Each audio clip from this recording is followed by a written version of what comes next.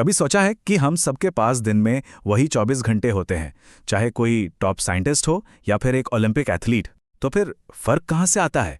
फर्क इस बात से आता है कि कुछ लोग अपने दिमाग को जरा अलग तरीके से इस्तेमाल करना जानते हैं। ये सवाल हम सबके मन में आता है ना, कि कैसे कुछ लोग दिन भर प्रोडक्टिव रहते हैं, वो भी बिना थके, जबकि कई लोगों की सुबह ही थकान के साथ शुरू होती है। करने वाले कामों की लिस्ट तो बहुत लंबी होती है, लेकिन एनर्जी बिल्कुल जीरो। अब जरा एक ऐसे दिन के बारे में सोचिए जब कोई सुबह एकदम फ्रेश उठे, दिमाग बिल्कुल साफ हो और हर काम समय से पहले ही खत्म हो जाए।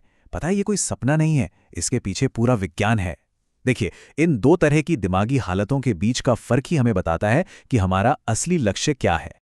तो सवाल यह है कि एक हाई परफॉर्मेंस दिमाग की नींव रखी कैसे जाए। इसकी शुरुआत होती है कुछ बहुत ही बेसिक शारीरिक नियमों से, जिन्हें हम अक्सर नज़रअंदाज कर देते हैं।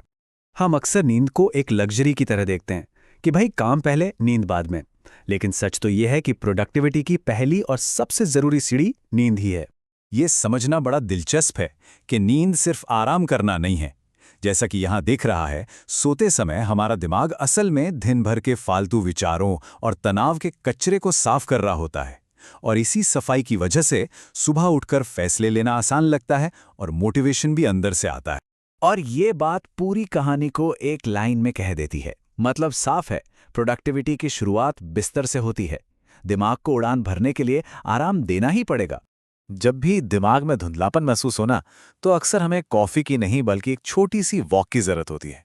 हमारा दिमाग एक ऐसे शरीर के लिए बना है जो चलता फिरता है, न कि उसके लिए जो दिन भर एक ही जगह पर बैठा रहे। और सबसे अच्छी बात क्या है पता है? इसके लिए घंटों जिम में पसीना बहाने की जरूरत नहीं है।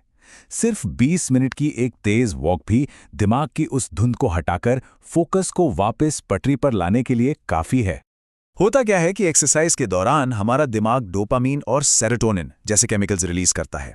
ये वही केमिकल्स हैं जो हमें खुशी और फोकस का एहसास दिलाते हैं। तो नियम बहुत सीधा है, दिमाग को तेज चलाना है तो शरीर को हिलाना ही होगा। तो चलिए, एक मजबूत शारीरिक नींव तो हमने बना ली। अब उन रणनीतियों पर ध्यान देते हैं जो हमारे काम करने और सीखने के तरीके को पूरी तरह बदल सकती हैं।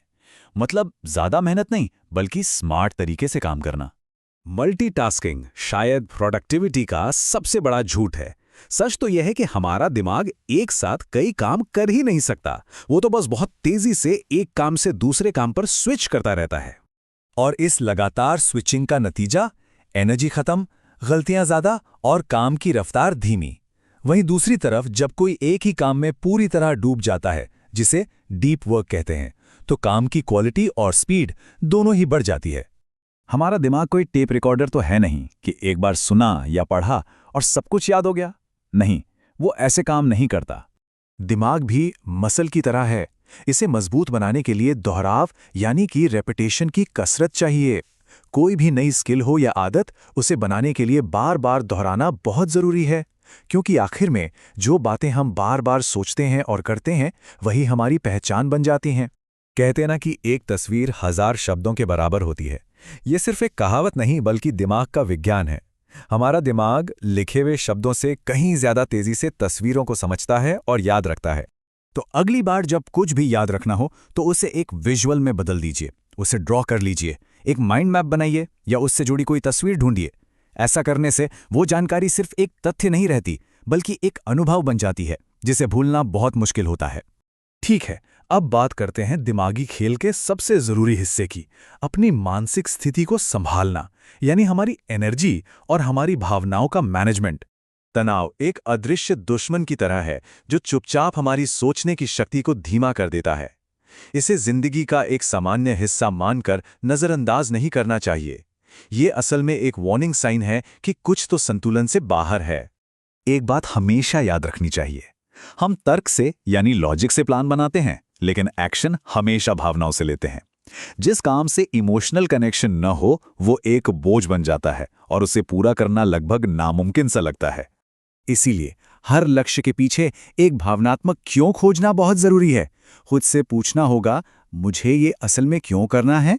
जब इसका जवाब दिल से आता है तो एक्शन अपने आप होता है। भावनाएं ही तो वो ईंधन हैं जो दिमाग के इंजन को चलाती हैं। ये याद रखना बहुत जरूरी है कि इंसान कोई मशीन नहीं होता, हमारे दिमाग की भी एक लिमिट होती है। लगातार काम करते रहने से प्रोडक्टिविटी बढ़ती नहीं बल्कि घटती है। इसलिए ब्रेक लेना समय की बर्बादी नहीं बल्कि एक जरूरत है। इसका एक बहुत ही सरल लेकिन शक्तिशाली तरीका है। लगभग 90 मिनट तक पूरे फोकस के साथ काम कीजिए और फिर एक छोटा सा ब्रेक लीजिए। यह दिमाग को रिचार्ज करने का तरीका है। जब दिमाग को सांस लेने की जगह मिलती है तभी वो बेहतरीन आइडियाज दे पाता है। तो ये थे वो 8 ब्रेन रूल्स। अब इन सभी को एक साथ जोड़कर देखते हैं और समझते हैं कि अगला कदम क्या होना चाहिए। तो एक बार जल्दी से दोहराते हैं। रीसेट के लिए नींद, दिमाग तेज करने के लिए एक्सरसाइज, एक काम पे फोकस, तनाव का मैनेजमेंट, याद रखने के लिए दोहराव, सीखने के लिए विजुअल्स का इस्तेमाल, एक्शन के लिए अपनी भावना को खोजना और रिचार्ज के लिए ब्रेक लेना। अब असली सवाल ये है, क्या ये जानकारी सिर्फ सुनी जाएगी या इसे अपनाया भी जाएगा? क्योंकि एक्शन ही है जो ज्ञान को शक्ति में बदलता है। सोचने वाली बात यह है कि इन 8 नियमों में से वो कौन सा एक नियम है जिसे आज से ही जिंदगी का हिस्सा बनाया जा सकता है।